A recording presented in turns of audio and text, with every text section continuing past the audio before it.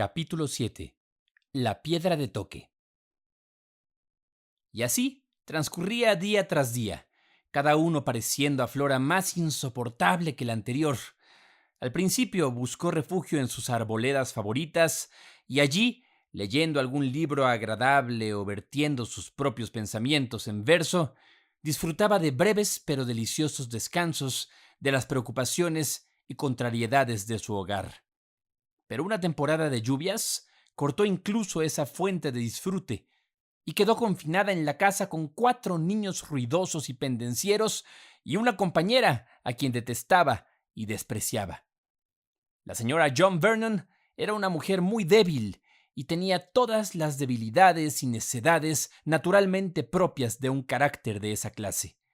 Era, por supuesto, apasionadamente aficionada al vestido, afición que ni siquiera la necesidad de llevar luto logró dominar.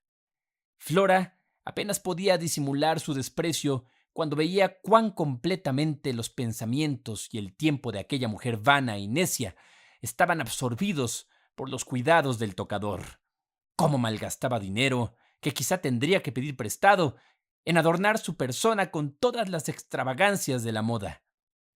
Como si, pensaba Flora, todas las sedas y encajes del mundo pudieran dar siquiera sombra de hermosura a ese rostro insípido y afectado. Emma era extremadamente impuntual, y esto, para alguien acostumbrada a la regularidad de reloj de un hogar pequeño y bien ordenado, era un defecto nada pequeño. Interfería con la comodidad de todos y ponía a dura prueba la paciencia de Flora. La viuda era también absurdamente caprichosa en cuanto a su salud. Temía el esfuerzo, temía el frío, y por alguna desafortunada contrariedad, su opinión sobre el tiempo nunca parecía coincidir con la de quienes la rodeaban.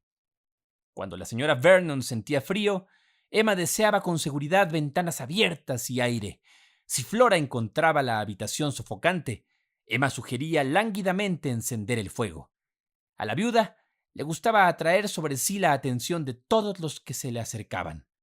Prefería ser mal querida antes que ignorada. Debía llamar la atención, ocupar los pensamientos de todos, o se sentía agraviada y descuidada. Con dulzura soportaba la señora Vernon las debilidades de una persona a quien era difícil amar e imposible respetar. Poco a poco y con suavidad hacía sugerencias sobre la administración de la familia de Emma o el arreglo de sus asuntos económicos. Pero por más delicadamente que se hiciera cada insinuación, era recibida ya con irritación, ya con un disgusto melindroso. Y cuando, por fin, algunos casos descubiertos de deshonestidad por parte tanto de Sambo como de la nodriza indujeron a la señora Vernon a insistir, suave pero firmemente, en la necesidad de despedirlos, sus palabras ocasionaron un estallido de lágrimas apasionadas, seguido de un largo acceso de abatimiento. «Mamá», dijo Flora una mañana a su madre, mientras estaban sentadas a la mesa del desayuno, comida que nunca se veía honrada con la presencia de la viuda, que permanecía en su cuarto hasta el mediodía. «Mamá, no creo que podamos soportar esto mucho más tiempo. Es imposible complacer a Emma. Hagamos lo que hagamos. Que ponga casa por su cuenta y se las arregle como pueda». La señora Vernon se mostró muy seria y pasaron algunos momentos antes de responder. «Creo, Flora, que apenas has reflexionado sobre el resultado de tal intento. No puedes dejar de haber observado cuán descuidada es la pobre Emma con el dinero, cuán incapaz de dirigir una casa o de llevar cuenta de sus gastos. Ciertamente se enredaría irremediablemente en deudas, y las consecuencias para los desdichados huérfanos serían tales que nos afligirían profundamente a ambas. Ya difícilmente podría estar peor de lo que están», dijo Flora con amargura. «Criaturas salvajes, ignorantes e indomables. He intentado varias veces enseñar a Liddy, pero siempre ha salido disparada como un potrillo salvaje, mientras que el señorito Johnny, el otro día, arrojó el libro de ortografía por la ventana. Sus huellas están por todas mis flores. Sus dedos no pueden mantenerse lejos de mis flores. Ayer Liddy cubrió los senderos con flores de manzano, mientras que Emmy logró apoderarse de mi caja de pinturas, y no solo mezcló todos los colores, sino que ha dejado rastros de ellos en una docena de nuestros libros. Es muy penoso. Me aflige mucho, Flora, ver la molestia e incomodidad que sufres. Noche tras noche permanezco despierta, pensando por qué medios podría evitar que la incomodidad recaiga sobre mi hija. Pero no se abre ante mí ningún camino. Emma es tan incapaz de llevar casa como su propia Liddy, y estoy segura de que tú también lo sientes, que mientras tengamos un hogar, a los nietos huérfanos de tu amado padre, nunca debe negárseles su amparo. Flora llevó con cariño la mano de su madre a sus labios. «Oh, mamá, eres tan buena», exclamó. «¿Y qué pago recibes? Estoy segura de que si entregáramos nuestra casa por completo, o solo permaneciéramos en ella como sirvientas, trabajando de la mañana a la noche, negándonos comodidades comunes para que Emma disfrutara de todo lujo, ella lo daría por sentado.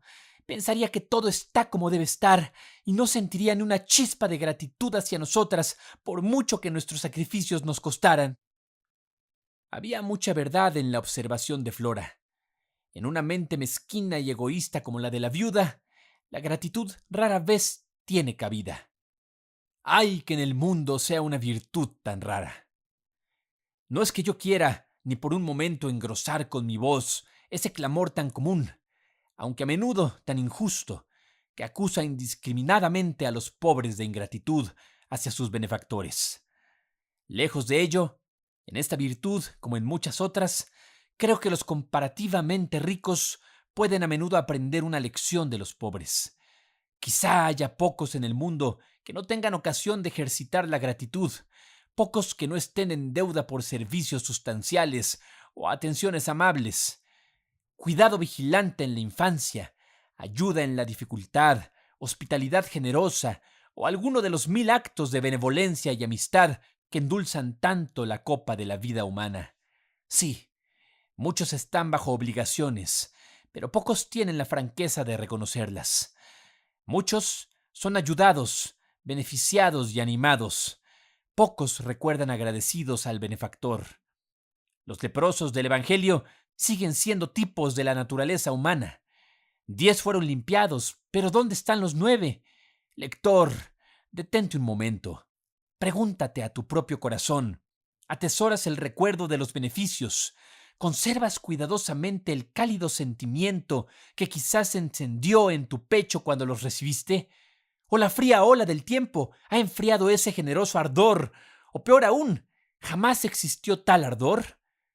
Por las observaciones que he podido hacer, me parece casi una regla general que los verdaderamente generosos son también los más agradecidos, que quienes más prontamente hacen actos de bondad, más agradecidamente los reconocen en otros. Y no pensemos que la falta de gratitud sea un pecado ligero o uno que podamos pasar por alto con seguridad.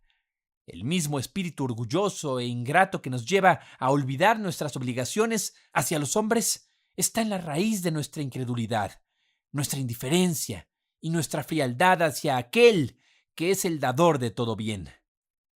Recibimos nuestras bendiciones como derechos, pensamos poco en la misericordia que las concedió, o apenas nos atreveríamos a murmurar y quejarnos cuando la más pequeña nos es quitada. Cuando Flora acusaba a su cuñada de ingratitud, poco pensaba cuán bien podría habérsele devuelto el cargo.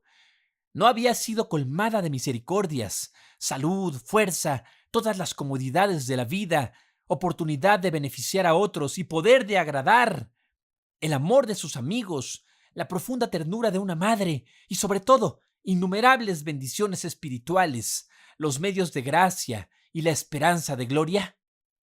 Y sin embargo, con todo esto, con el corazón que el mundo juzgaba tan puro, el corazón cuyas profundidades ella nunca había sondeado, estaba ahora lleno de un espíritu amargo, casi rebelde. Flora había trabajado y estaba complacida de trabajar para Dios, pero debía ser a su manera. Podía hacer sacrificios por la religión, pero la elección del sacrificio debía ser suya. Era como si el soldado que durante años había brillado en el desfile y cumplido con perfecta regularidad el deber cotidiano en tiempo de paz, retrocediera cuando sonara la trompeta de guerra, se apartara de las obligaciones más severas que tenía delante y murmurara porque se le llamaba al fin a soportar dureza, y afrontar la prueba en una causa santa. Flora aún estaba dispuesta a sentarse junto al enfermo, a visitar al moribundo y a enseñar en la escuela. Aún estaba dispuesta a dar generosamente a los pobres, esperando una abundante recompensa futura y recibiendo en el presente el interés de la gratitud humana, la admiración y el amor. Pero no estaba dispuesta a ser bondadosa con los ingratos y los malos, a dejar que la paciencia tenga su obra perfecta, a esforzarse por reformar niños voluntariosos e indóciles con la perspectiva de despertar los celos de su madre, pero nunca su gratitud. La religión de Flora no era el amor de Cristo que constriñe. Por eso, en el tiempo de prueba, le falló. La consideración hacia su madre solía contener a Flora de quejarse en voz alta, aunque no tenía suficiente dominio propio para abstenerse por completo. Pero se compensaba por su moderación, escribiendo a Ada largos y circunstanciados relatos de todas sus pequeñas miserias, con una descripción nada halagadora de la familia de Barbados. Era una carta que Flora no habría querido ver en manos de su reverendo pastor. Jamás la habría dirigido a su madre. Incluso dudó después de terminarla si convendría enviarla. Pero era realmente una carta ingeniosa y entretenida. Le alivió el corazón escribirla. Le alegraba tener algún modo de dar salida al torrente contenido de amargura que comenzaba a desbordarse. La carta trajo pronta respuesta con una afectuosa y urgente invitación para que Flora se reuniera con su prima en Londres, acompañada de una brillante descripción de los entretenimientos que disfrutaría. Mientras que un postdata le suplicaba no retrasar su visita, no fuera a perderse todas las reuniones de mayo en Exeter Hall, que Ada estaba segura de que para alguien tan buena serían un placer mayor que todos los demás. Flora dejó escapar una exclamación involuntaria de deleite al leer la carta de su prima. Era como si un pájaro enjaulado hubiera visto de repente la puerta de su prisión abierta y el camino libre hacia la libertad y el sol. Estaba impaciente por mostrar la carta a su madre y apenas pudo soportar la demora ocasionada por la necesidad de la señora Vernon de averiguar la causa de una furiosa disputa entre Johnny y su hermana mayor, y luego administrar consejo y reprensión suaves a cada uno de los pequeños ofensores. La interrupción le pareció a Flora tan molesta y trivial. De buena gana, la habría terminado enviando a ambos niños a la parte más distante de la casa para que resolvieran sus disputas por sí mismos. Pero su madre calculaba con mayor acierto la importancia de todo lo que concierne a la formación de seres inmortales. Por fin, sin embargo, Johnny y Liddy fueron despedidos, habiendo sido, tras mucho esfuerzo, inducidos a intercambiar el beso de reconciliación. Y apenas se cerró la puerta tras ellos cuando Flora puso la carta en manos de su madre. Observaba con ansia la expresión del rostro de la señora Vernon mientras la leía. La dama la recorrió hasta el final antes de pronunciar palabra y luego levantó la vista con una sonrisa. ¿Qué dices a esto, Flora? Oh, mamá, es como tú quieras, como tú creas mejor, pero esta invitación parece venir a resolver una dificultad que ha pesado mucho en mi mente. Me ha dolido sentir cuánto te ha afectado el cambio en los arreglos de nuestra familia. Has adelgazado y palidecido. Tu ánimo te ha abandonado. Por primera vez en mi vida me ha dolido mirar a mi hija. Quizás sea mejor que te ausentes de casa hasta que logremos encauzar las cosas en mejor orden. Casi parece como abandonarte, mamá, y sin embargo, no creo que pueda ayudarte mucho. No tengo la menor influencia sobre los niños. ¿Por qué era que incluso Flora sabía que su ausencia en ese momento sería en realidad un alivio para su madre? ¿Cómo era que había resultado una carga más que una ayuda? Nunca se había hecho esa pregunta con franqueza a su propio corazón y se apresuró a sustituirla por otra. ¿No te parece, mamá, que podría ser más útil en Londres que aquí? Creo que la querida Ada realmente me aprecia. Tengo alguna influencia sobre ella, creo. Aquí parecía inclinar su mente más hacia la religión que antes, pero ahora no tiene a nadie con quien hablar o consultar sobre asuntos serios. Si yo estuviera con ella, por mí iría a reuniones a las que de otro modo no asistiría. Me parece que realmente puede ser mi deber ir con Ada en este momento.